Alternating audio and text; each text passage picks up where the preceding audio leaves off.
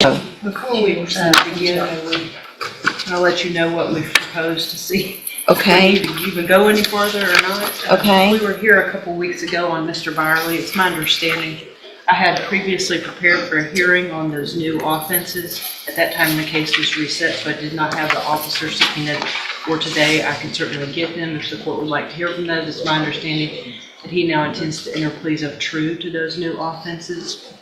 When we were here last, we had semi-made the suggestion of ISF/SafeP. Again, my understanding that he's already gone to ISF, just from the reaction that the court kind of gave us to that, and in my extensive conversation with Ms. Johnson, we have taken that offer off the table and made an offer of 5 years in all 3 of the felony cases for a revocation, which would then make him a repeat offender if he's back in front of you. Okay.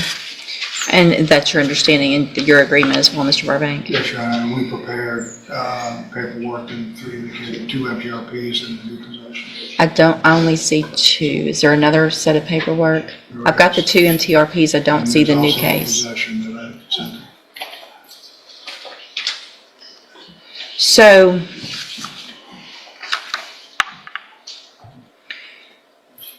we already went through those motions. I guess I just need to go through them again because there's going to be a change of plea. 3, 4, and 6, Your Honor.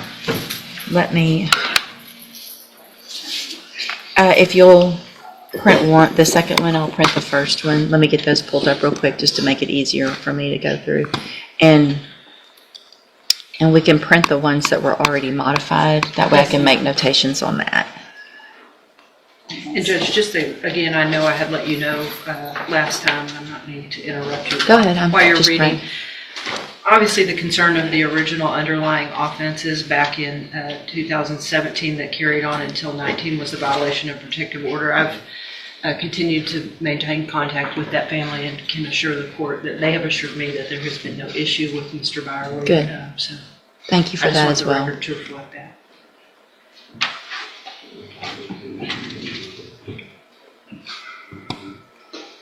Okay.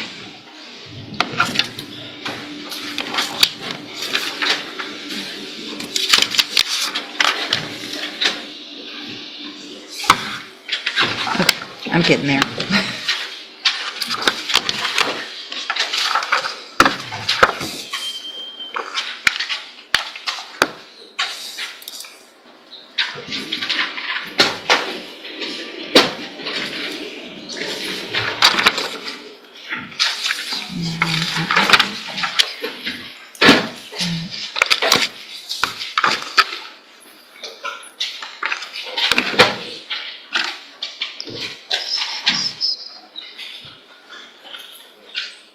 Okay, so Would it be better if I made an oral motion to withdraw previous?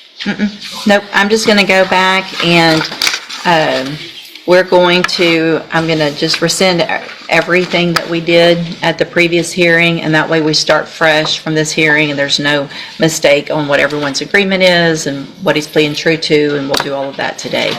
So will he waive the formal reading of the motion and the indictment? He will in The motions. all cases. Okay. Mr. Byerly, in cause number 18-28800, I have a first amended motion to revoke your unadjudicated probation. It shows that you were placed on probation May 13th of 2019 for the offense of violation of a protective order. That's a 3rd-degree felony, and that was a 10-year deferred probation. Is that correct? Correct. And then in cause number 18-29063, I also have a first amended motion to revoke your unadjudicated probation. Shows that you were placed on probation May 13th of 2019, also for violation of a protective order, a 3rd-degree felony, and that was also a 10-year deferred probation. Is that also correct? And so it alleges that you violated your probation, and y'all are going to go...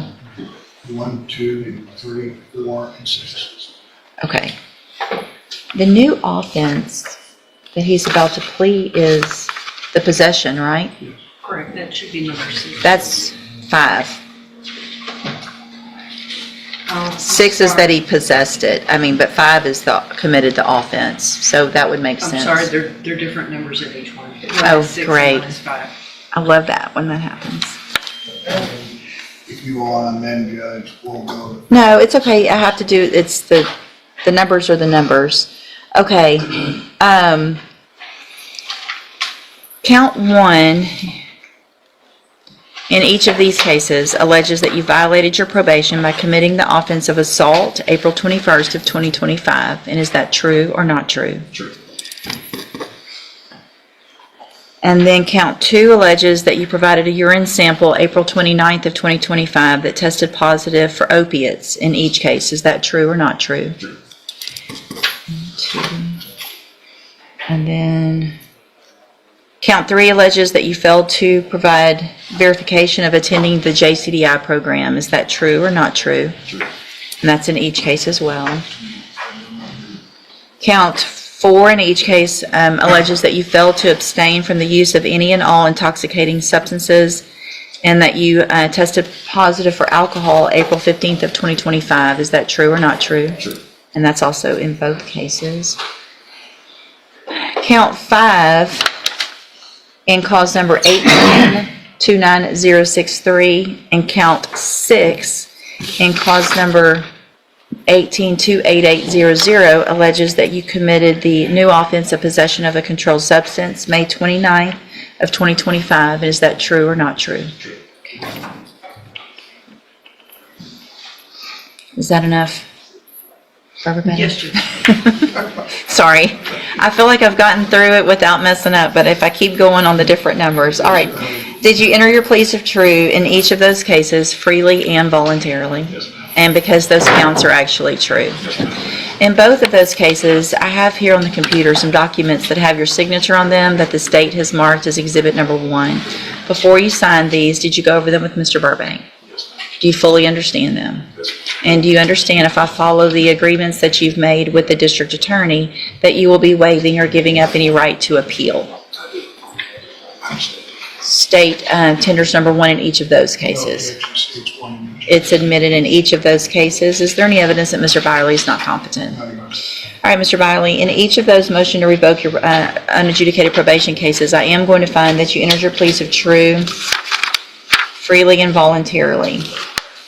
And cause number 18-29063, find counts 1, 2, 3, 4, and 5 true, find sufficient evidence to find you guilty, and at this time find you guilty of violation of a protective order, sentence you in accordance with your agreement to a term of 5 years in the institutional division of the Texas Department of Corrections.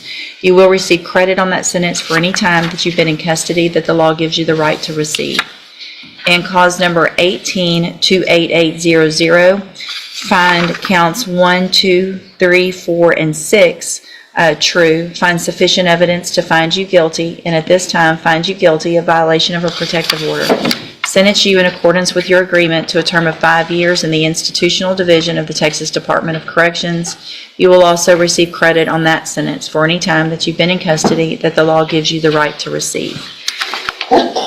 Bless you. Thank you, sir. Give me just a second now.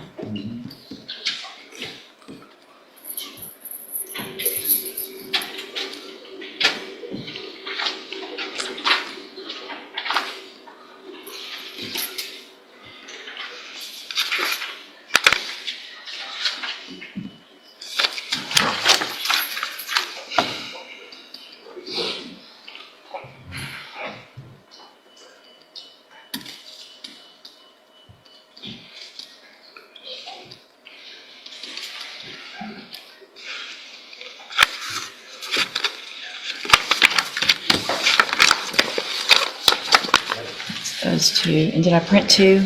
Yes, ma'am. Okay. Now let's go to